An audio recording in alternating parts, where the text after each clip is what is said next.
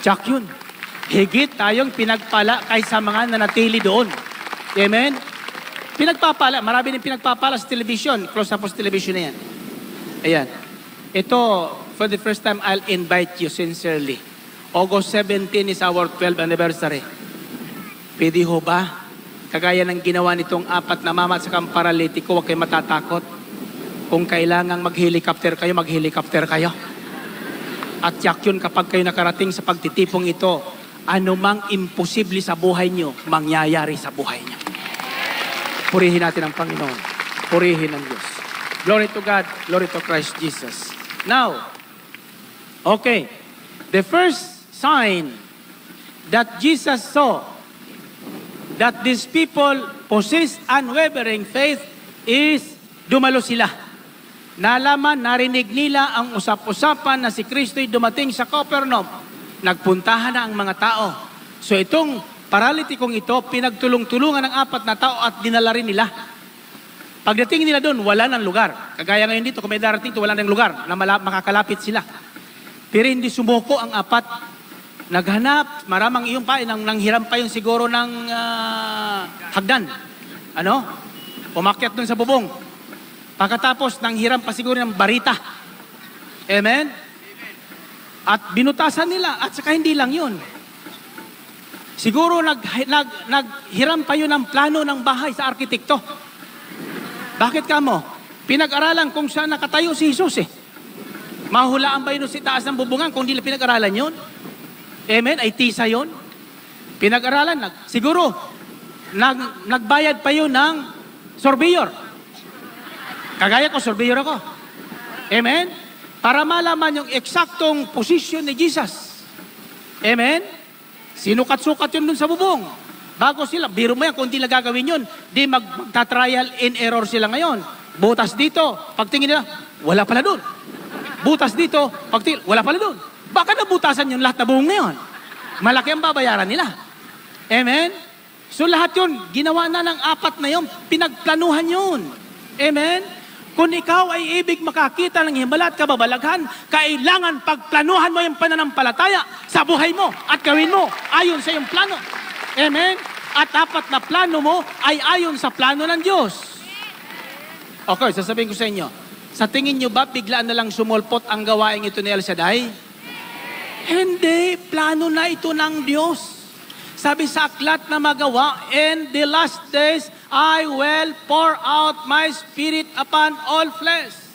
Even to my servants, men and women, I will pour out my spirit. Plano na ng Diyos. Ibubuhos daw niya ang kanyang espiritu sa lahat ng tao, maging sa kanyang mga lingkod na walang nalalaman. Amen? Kagaya isang karikature sa dyaryo, nilagay doon si Brother Mike, ignorance. Yung isang poste, walang nalalaman. Kaya daw nagkaroon ng problema tayo sa buhay ngayon. Sa tao, problema yon. Sa taong may pananampalata, biyaya ang mga pagsubok na dumarating. Amen? Purihin natin ang Panginoon. Purihin ng Diyos. Glory to God, glory to Christ Jesus. Gusto niyo ng kwento? Tungkol sa pananampalataya? May isang Irish lady akong nabasang patotoo. She is very religious. Ang dami niyang devotion. Very strong ang kanyang prayer life. Sa kapitbahay nila, may isang puno ng ubas. Yung puno ng ubas na yon, balitang-balitang napakatamis ang bunga.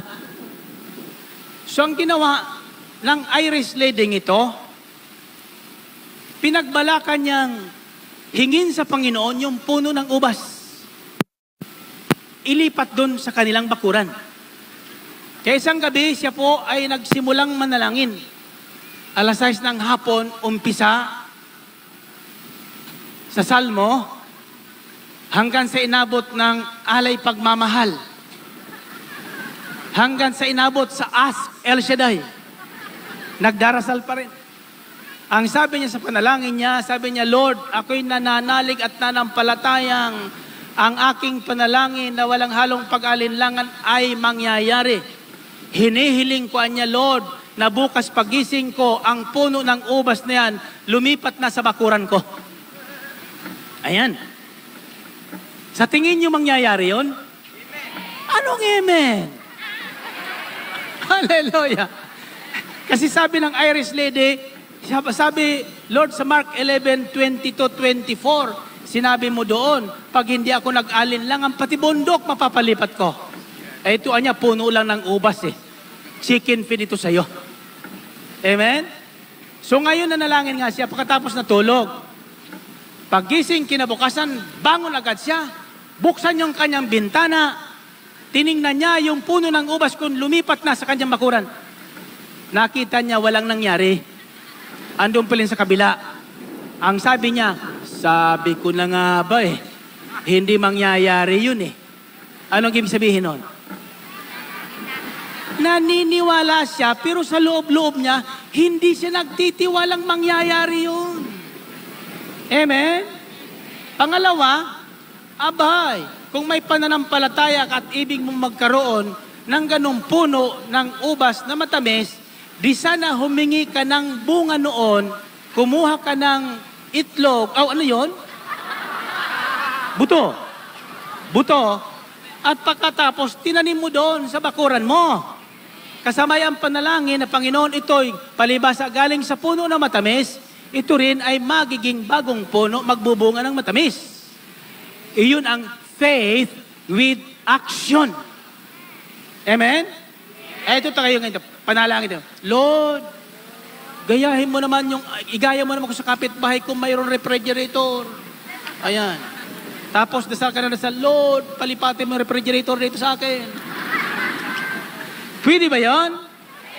Hindi, ang panalangin nun ay ganito, Lord, bigyan mo naman ako ng hanap buhay upang ako'y makabil rin higit pa sa refrigerator ng aking kapitbahay. Amen? Narinig niyo yun? Sinong gusto magkaroon ng refrigerator? Hallelujah. Naniniwala kayo? Noong Sabado, sinabi ko, sinong gusto magkaroon ng kotse? Nandito ba kayo Sabado? Naniniwala kayo magkakakotse kayo? Ngayon, nagkakaniwala kayo magkakaroon kayo ng refrigerator? Hallelujah. Pag hindi kayo nag-alinlangan, magkakaroon kayo ng refrigerator. Hallelujah. Okay, tatanungin ko kayo. Gusto niyo talaga magkaroon ng kotse? Marunong ba kayo mag-drive? Anong amen? Kung kayo may paniniwala, magsisimula na kayo mag-aral na mag-drive. Amen? Hinahanda yun eh. Amen? Ako noon, nang ako'y mahirap pa, nangarap ko magkaroon din ng kotse. Pero sa aking pangarap, di ko marunong mag-drive. Kaya sinama ko yung driver. Sa aking pangarap. Totoo yun. Eh bakit? Ikaw na ako magkaroon ng kotse.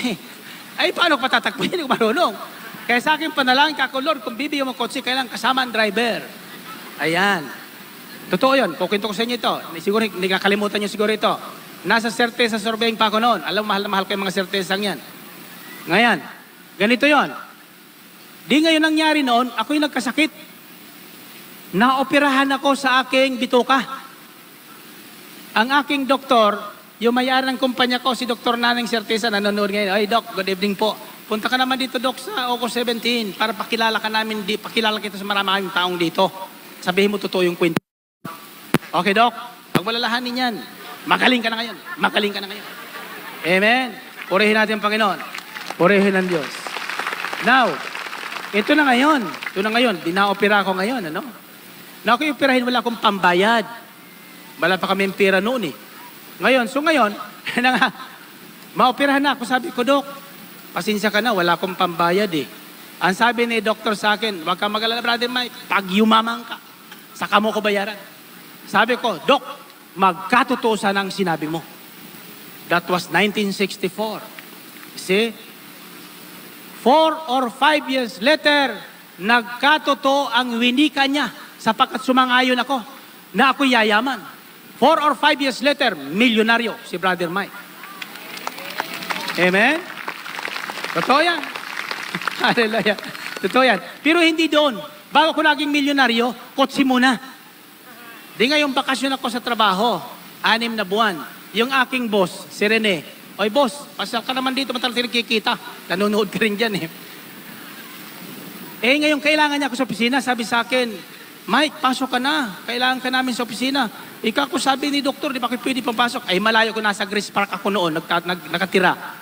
Sa Quezon City, dito sa may Channel 7 ang Certeza.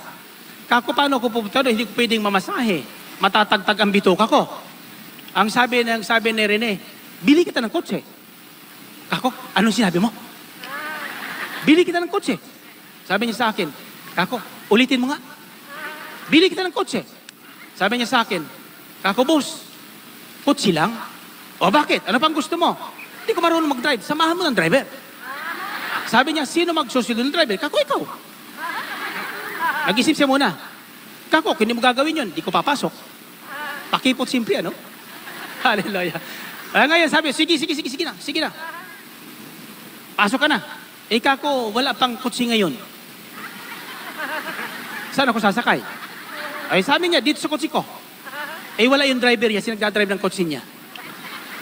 Okay. Kako, masarap siguro may driver. Kako, boss, saan ka nakaupo pag may driver ka? Diyan sa likod. Hindi kako sa likod ako upo. Hallelujah. Ay, sabi niya, dito sa tabi ko, baka naman mamukha akong driver niyan. Kako, hindi ko papasok. O, sige na, sabi niya. Kako, buksan mo ang pinto. Hallelujah. Hallelujah. Ay, mabait yun si Rene, sabi niya. O, sige na nga, mahal kasi kita mahal ako noon Binuksan yung pinto. Kako, saludo ka muna. Hallelujah. Siyempre, driver kako, sumasaludo yan Tapos sumaludo sa akin, tapos binaksak yung bito. Kako, pag upo niya sa upuan, kako, galit ka ba? Sabi niya, hindi. Hallelujah. Totoo yan, totoo ang question niya na. Pagkaraan isang linggo, bibili siya ng kotse. Ayan, sikinhan nga lang. Ayan, may kasamang driver.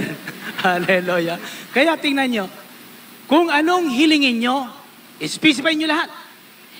Kung gusto nyo ng kotse, di kayo marunong mag-drive. Sabi nyo, Lord, samahan mo ng driver. Masyado ka na ambisyoso. Purihin natin ang Panginoon. Purihin ng Diyos. Glory to God. Glory to Christ Jesus. Now, brothers and sisters, okay. Now, if you want to see wonders and miracles of your unwavering faith, the first thing you should do is, don't just pray. Work. Amen? May mga tao, puro panalangin, ayaw magtrabaho. Binibigyan ng trabaho, ayaw. May lumapit sa akin, naghahanap ng trabaho. Binigyan ko ng trabaho, ayaw ko niya ng trabahong yan. Ano gusto mong trabaho? Gusto ko niya, Brother Mike, na trabaho yung nakasunod lang sa'yo. Hallelujah. Purihin natin ang Panginoon. Purihin ang Diyos. Ano pala trabaho? Namimili pa, no? Hallelujah. Purihin natin ang Panginoon. Purihin ang Diyos. Okay. So, the first step, if you want to see signs and wonders of your unwavering faith, is act on your faith. Isabuhay mo. Gumawa ka. Huwag kang tutulog-tulog sa bahay. Pag tinawag kang pumunta sa CCPPIC, pumunta ka rito. Amen? Sasabihin mo wala kang kasama. Iimbitahan mo ang kapitbahay mo. Sasabihin mo, di mo alam papunta dito. Di tawagan mo, tuturo ko sa'yo. Ano? Sasabihin mo, siksikan ng tao, naku, itong mamang ito, nagsiksikan din sa paraharap ng Panginoon. Pero hindi sila natinag. Gumawa sila ng paraan. Amen? In short, faith that works wonders and miracles know how to risk. Narinig niyo yun? Sabihin niyo, risk. Ano ibig sabihin ng risk? Marunong makipagsapalaran. Amen? So, balit ito ibang klaseng sapalaran sapagkat may katiyakan. Amen? Nakikinig ba kayo? Okay. Yung lahat na hindi nang hinayang na pumarito, kapatid, huwag kayong mag-alala. Nakita na ng Panginoon ang pananampalataya nyo. Amen? So, the first thing is, do it. Gawin mo. Kung anong aral narinig mo, gawin mo. Amen? Huwag mong pagpaliban. Sapagkat may mga taong nako, umaga, tanghali, hapon nakikinig ng salita na di naman nagbabago ang buhay. Bakit? Di naman ginagawa yung dapat gawin eh. Amen? Sa halip na gawin nila, ituturo sa iba. Ikaw, gawin mo. Amen? Di pwede yun. Kung gusto mo makakita ng mga kamangha-mangha at kagilagilalas na buhay, ikaw ang kumilos, kapatid. Ikaw ang gumawa. Amen? Kung gusto nyong maramdaman, kung nararamdaman ng mga taong nagpupuyat dito sa CCPPI, CC Grounds, linggo-linggo, subukan nyong pumunta rito linggo tuwing Sabado. Malalaman nyo kung paano nasira ang mga ulo ng mga taong ito. Amen? Narinig niyo yun? Sino ang sira na? Taas ang kamay. Kita nyo yan? Mga sira talaga yan. Inaamin naman namin eh. Di ba? Pero sabihin nyo, hindi bali. Kahit ako'y sira sa tingin mo, nakikita naman ni Kristo ang kapangyarihan ng pananampalataya ko. Amen? Purihin natin ang Panginoon. Purihin natin. Now, the second thing you must do if we are to see the wonders and miracles of our unwavering faith is to dare. Sabihin nyo, dare. Dare. Ulitin nyo. Dare. D-A-R-E. Dare. Is to dare to face the most difficult and impossible situations. Naintindihan nyo ba yung English ko? Anong Tagalog ng dare? Hamon. Is to dare to face the most difficult and impossible situations. Kailangan sagupain natin, harapin natin, na walang pag-alinlangan at walang takot ang mga bagay na sa tingin natin imposible. Mga bagay na sa tingin natin hindi maaari. Kadalasan kasi nagsisimula pa lang anong sagot natin? Mahirap. Imposible. Amen? Yung sinabing gumawa ka ng 12 prayer request, susulat mo, sabi ng kakarinig na walang pananampalataya. Imposible. Bakit sinusulat nyo pa ang prayer request nyo? Sabi na nagtanong sa akin sa telebisyon. Bakit daw sinusulat pa natin? No? Sapagat yan ang ating pananampalataya na nakikita ng Panginoon. Amen? Kasi tayong tao makakalimutin. Maaring ating hiningin, nakalimutan na natin. Ay, pero kung sinulat natin, amen? Di nga nakakalimutan ng Panginoon. Di natin nakakalimutan. Amen? Yan ang pananampalataya. Kasi tayong tao malilimutin eh. Amen? Subukan nyong, huwag isulat ang inyong prayer request. Bukas, di mo na alala. Amen? Sasabihin mo, alam na ni Lord yun eh. Ang sabi ng Panginoon, talagang alam ko. Pero ikaw, alam mo ba?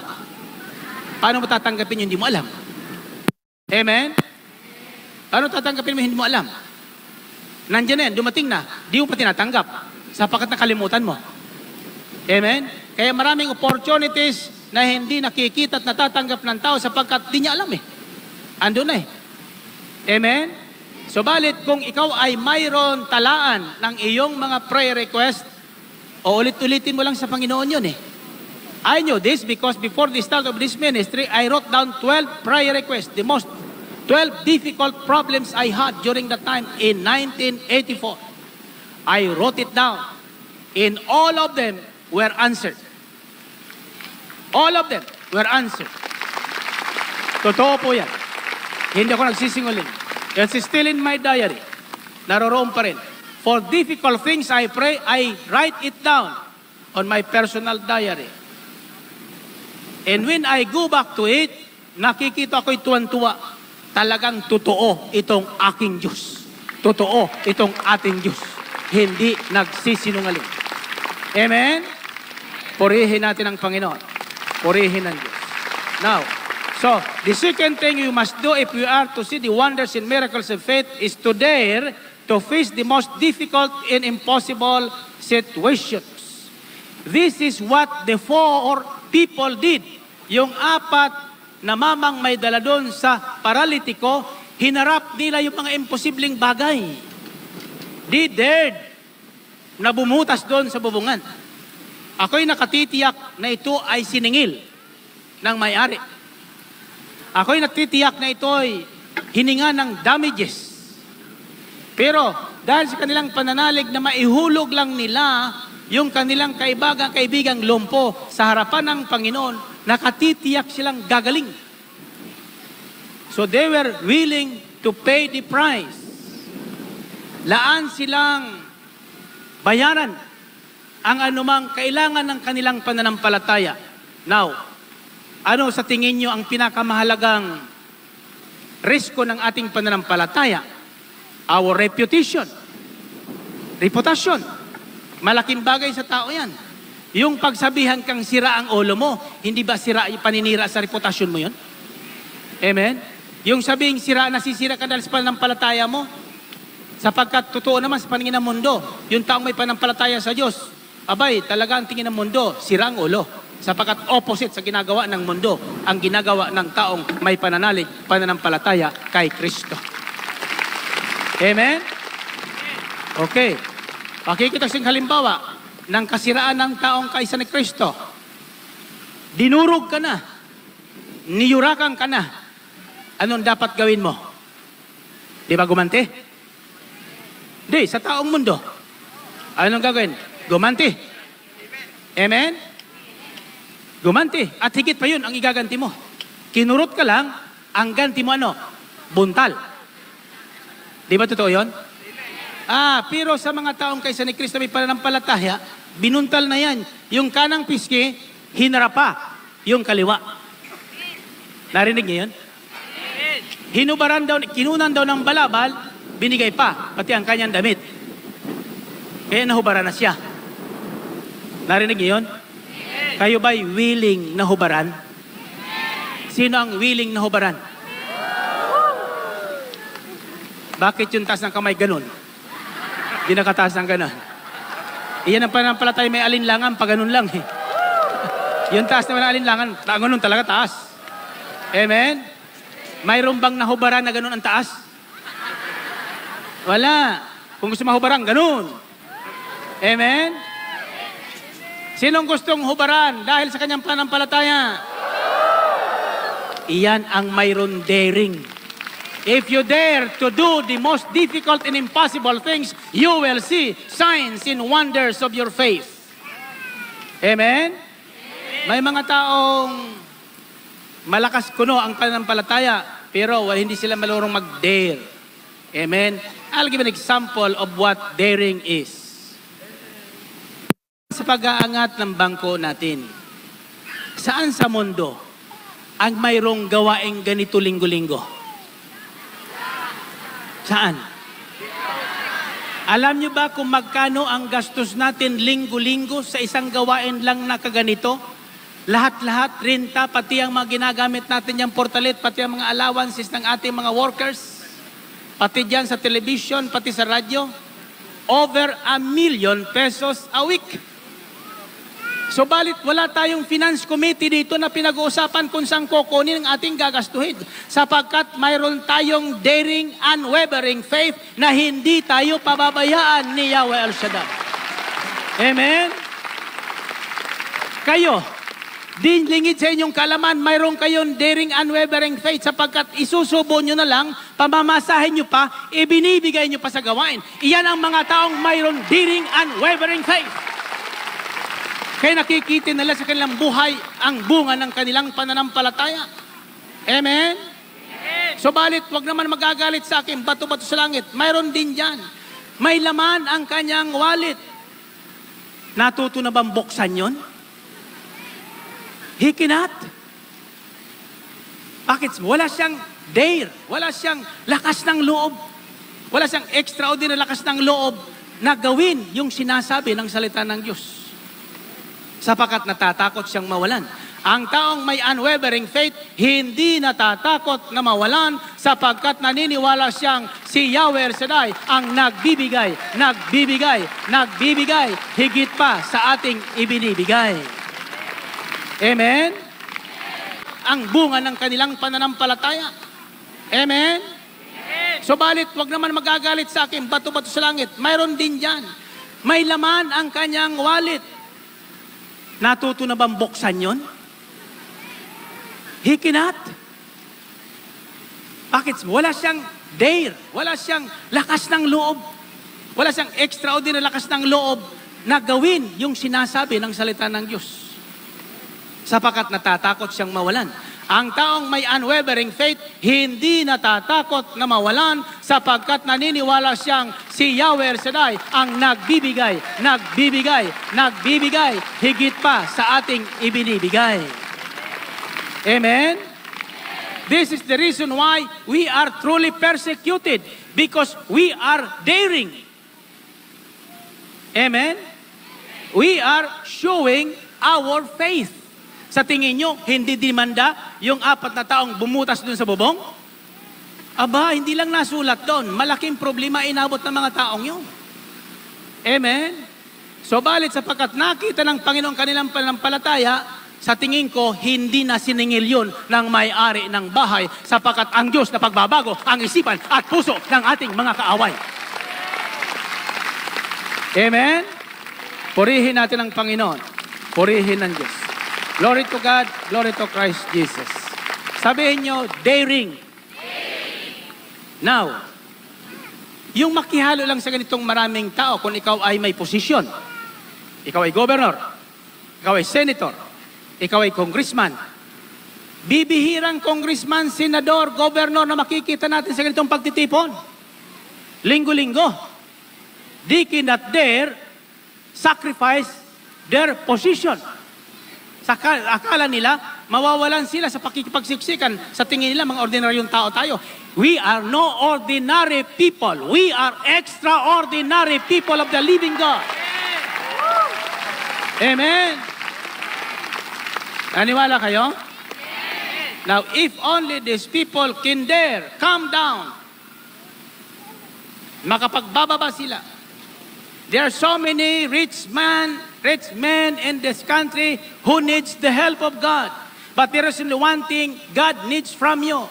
Brothers and sisters, all you have to do is dare come down to your pride, get involved into those siksikan ng maraming tao, makarating ka lang dito, makikita mo, may himala ka nang tatanggapin sa buhay mo.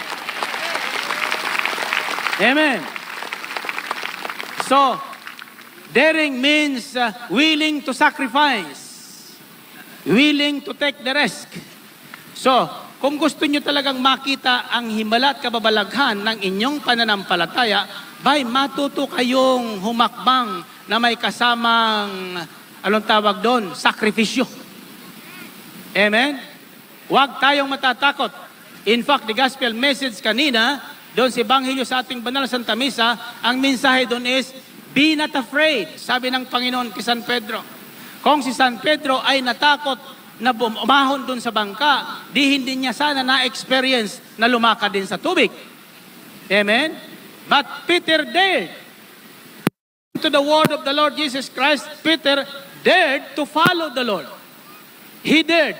I dare you people to follow the Lord, and the Lord will always be with you, and the Lord will show you the way, the right way. Amen.